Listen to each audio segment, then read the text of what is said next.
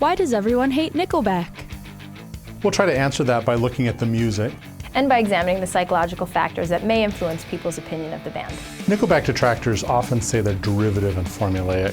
Their harmonies and melodies are fairly basic, and the music might be considered overproduced, which is not what most fans want from a post-grunge band. But they've had a lot of success, both with album sales and radio playing. We hear their music a lot on the radio.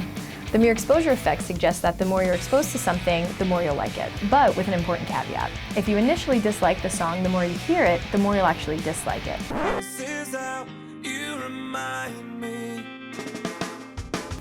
We might also consider what happens when we hear something new or novel. At first it increases physiological arousal, but the more you hear a song, you become habituated to it and it loses its novelty.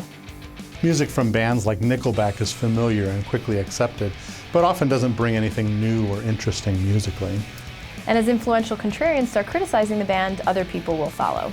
We all want to be liked, so we go along with what we perceive others to believe in order to be liked or fit in.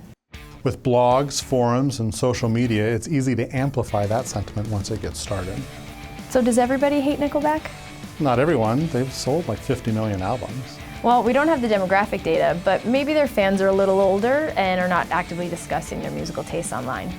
Nickelback's sound is derivative of the grunge music that appeared in the early 90s, so people who were in high school then are more likely talking about other things.